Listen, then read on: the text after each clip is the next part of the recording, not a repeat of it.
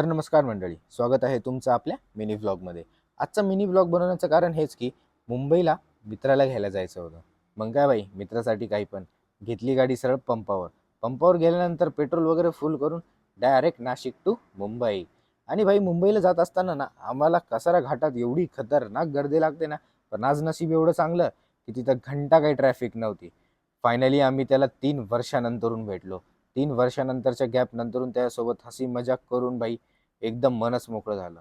त्याला म्हटलो, भाई आता बसूया आपण जेवायला. जेवायला बसल्यानंतर बटर चिकन, मटन हंडी, बटर रोटी अशी काही समोरच्यानी बनवलेली होती की भाई खाऊन तब्येतच खुश झाली.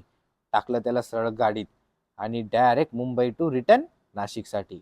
आणि भाई सकाळचे कधी 6 वाजले ना मित्रांसोबत समजतच नाही. खरंच राव, ते बोलताना मित्रांमध्ये एक वेगळाच आनंद आहे.